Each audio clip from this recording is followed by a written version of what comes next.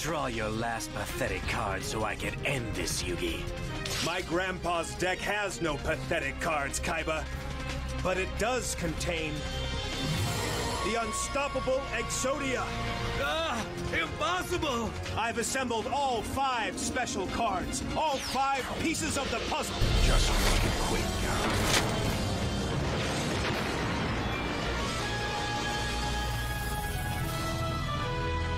Aardxodia! It's not possible! No one's ever been able to call him! Aardxodia! Obliterate!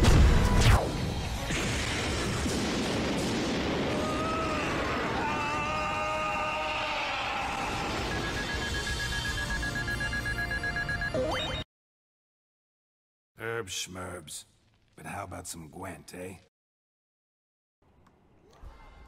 Hey guys, welcome to another Gwent video, but just a disclaimer, this is no guide video. This is just something I discovered while climbing the ladder early on in this new Goldar vulnerable patch, that's what I'm going to call them. And I know a lot of people have been complaining that Squirtle are the problem. There's a lot of Squirtle out there, and I think I kind of agree bronzes in Squirtle are just a little bit too overvalued right now. CDPR are probably going to tweak that down a little bit. I think some of the ambush related bugs like Dimeritium shackles need to be nerfed, but no, need to be fixed. But ultimately, I think Squirtle are a little bit overpowered, as in not unfun, but they're really more powerful than what they should be at the moment. But you know, as you know me, I don't like playing meta decks, so I have actually ditched Squirtle altogether. You know, last season I've been playing a lot of Francesca, but now everyone's playing her, so I played her before she was cool. And I decided to give Radovid a little bit of messing around with. I know a lot of people have been playing Radovid, but none of them have been using Sabrina. And actually, I have used Sabrina to pretty great effect. I've managed to climb to 2,600 MMR. It's not amazing, but it's only day 2 as of my recording this now. So I think it's pretty cool that I managed to climb so high within such a short time. And yeah, I've been playing pretty much Reveal, which I'll do in another video. I think that one has more merit, a Reveal deck. So this is a 30-card Radovid deck. It involves Witch Hunters, it involves Sabrina with the combination of Geralt Ard.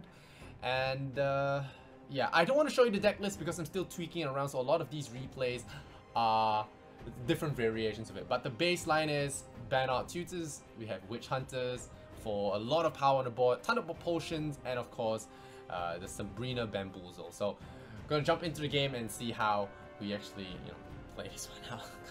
It's a pretty exciting one, guys. Alright, let's watch this.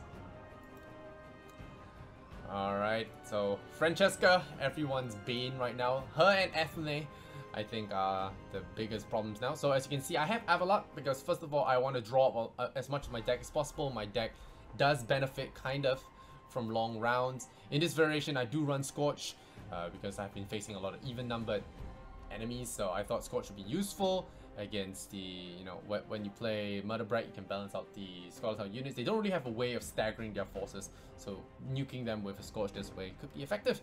So usually what I like to do is, if I'm forced to start first, I would just play out my Spy if I have it. No, I would just play a Banard Tutor and then try and go for a Spy, because after that I have my option to chain out Witch Hunters, which will be powerful. So right now, all I'm trying to do now is get carryover. You notice that Stammelfort Tremors, I have 1 Stammelfort Tremors in my deck, and I can reliably play it when I need it for carryover when because of the Banard Tutor. So now I get the opportunity to drop a lot of damage on his board, summon my own Earth Elemental, and at the same time tick away one of his Blue Mountain Commandos. I think really powerful here.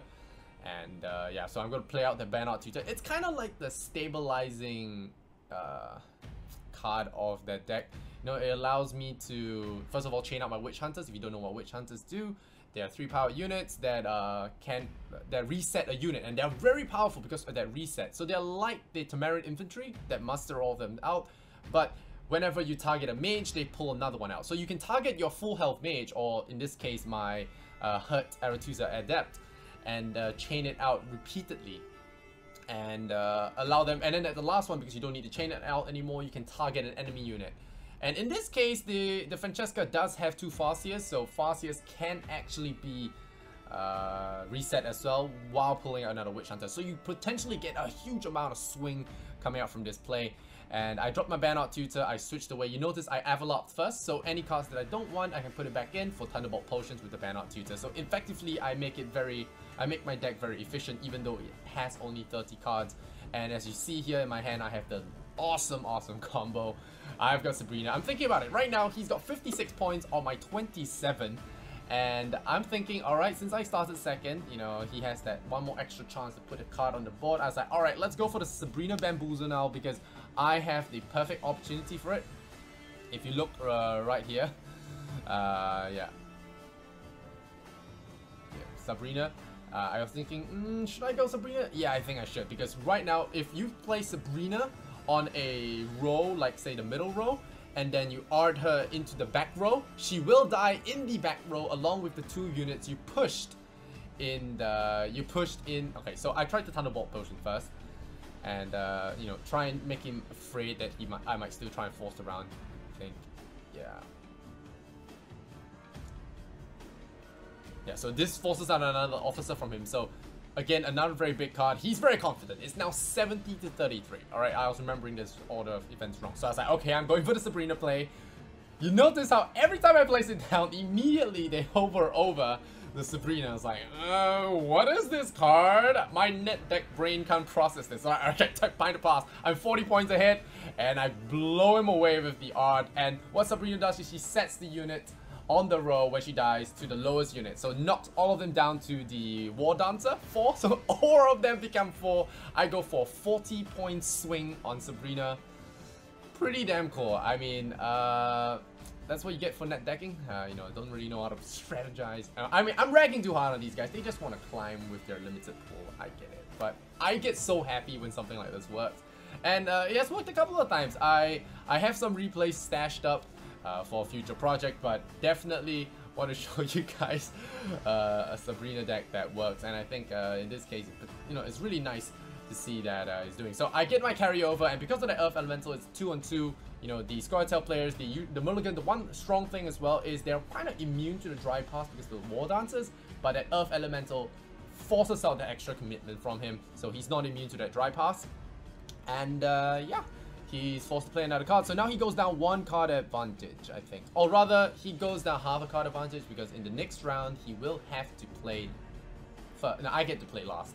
So it does matter because I run cards like Commander's Horn, Marigold's Hailstorm, Scorch, all these big tempo swings that require last say to play effectively. So Sabrina is not just a 3rd round winner, she can be a 2nd round 2-0 forcer, it can be a 1st round winner when they don't expect it after they passed. And yeah, okay, he opens with a Farseer. We start with that 2nd round now. I'm thinking of whether or not I should switch out my Bannock Tutor because Stammelford Tremors might not be as effective in the final round here. So I'm thinking whether I should just swap it out for a Thunderbolt Potion, and I do believe I will. In this current variation, I do have Sealer as well, but I think I've swapped that out ever since for Trollolol and ADC for better chances of pulling my Spy, as well as Trollolol. And I do run 2 of the Armor Cavalries, the Heavy Cavalries that eats armor, because they are really good for sustained rounds. As Trollolol builds up armor, you just eat them all. And of course, over here you see the perfect counter to Moran, which is Radovid. And Radovid's always been one of my favorite NR heroes, and in this case it is extra good, extra good. Locking that Moran, preventing that extra 5, and minusing 4 from her initially as well. It's gonna be sad that I don't get the hit to reveal with it, but I think Moran is a bigger problem. In the PTR, they made her hit leaders, and Radovid was at a 5, so Radovid's not even playable against her. But now they have that extra tag that makes her not able to hit leaders, and Radovid is just one of the hardest counters out there possible against Moran. And I think they should fix all the other locking bugs like Diamond Shackles and maybe, what was the guy's name, Cyprin Riley? You know, to make sure that the locks actually go through for real. So now I'm just gonna kill just in case he runs Decoy, and I don't want to take that risk. So I do slam down the Murderbrack and shut him down. In hindsight, I figure it could kind of be wrong because of the because of my because of my Scorch. You know, I might want to balance out the officers that he might play. So, you know, in hindsight, I guess that was kind of wrong. So I'm gonna play Sealer here. It is a low. What is it? Am I gonna play Sealer? Or am I gonna play the Witch Hunters first? I think I'm gonna play Sealer. And the reason why I don't want to pull the Witch Hunters yet is because first of all, I don't really want to reset his mage, although it's not that big a deal, it's only 1 point of strength. I do want to keep that as a surprise for later. And I do draw my Zoltan, which is big news. Zoltan is one of the better combos as well, because first of all, okay, he stole this with his Johnny earlier, but not only is Zoltan able to buff up a long line of units like Northern Realms usually have, it can also destroy enemy tokens, like Earth Elemental spam, but it also has that ability to be that 1 health, you know, what's the guy's name, Field Marshal? The parrot that comes out is 1 strength, so you can put it on the board as that 1 health minion in a stacked row full of units, and then you send Sabrina over and kill her off. You can get some massive value by setting everything on that row to 1, just like the old Philippa did. So he's gonna stack all that row. He thinks he's safe from Sabrina, but I have more than 1 row smashing technique up my sleeve. So right now I'm just gonna roll buff. If you can see here, the Witch Hunters plus the Blue Stripes commandos, they are able to constantly build up a lot of strength, 6 per unit, so it's kind of like an 18-point muster. Very powerful stuff here, and it also resets his Kiera because it is a mage, so it allows me to pull up my units without having to neuter one of my own. So it's gonna play the Viehart Spolle, which is gonna be the Teruvial, of course. And you know, he thinks he has the strength to do this. I'm still holding out on my Scorch, so I do Commander's Horn my lower units here. At this point, I'm fairly confident he doesn't have Igni anymore, so buffing away. I'm at 78. I'm outpowering the Scoia'tael player. He's got a Siri dash down, and you know, happily for me, I do Scorch it. That's why after this game I realized, okay, some of my units are kind of big. I think I should actually get rid of Scorch. So I did get rid of Scorch later on, and yeah. But this was one of the really fun decks. And I played a lot of Northern Realms and Skellige after this, so I don't know why all the mulligans disappeared after I built this deck to crush them. So yeah, I finished the game off with a Miracle's Hailstorm, and even with the reveal, it isn't close to enough to beating me. And I can't help but drop a little bit of BM at the end. So guys, once again, a disclaimer, this is not a full deck guide, but it is something like a little bit a teaser, you could almost say. A teaser to see how good this Sabrina tech is working, and I hope you guys enjoyed it. I will be releasing full videos once I hit about 3k MMR and see if this Radovid deck actually does take me the distance. Right now it's doing extremely well against Northern Realms, it's doing extremely well against Skellige and Mulligan. I haven't played enough Nilfgaard to say for sure, but I have lost some games because I saved Sabrina till the end and she got locked. Kinda sad, but you know, what can you do about that?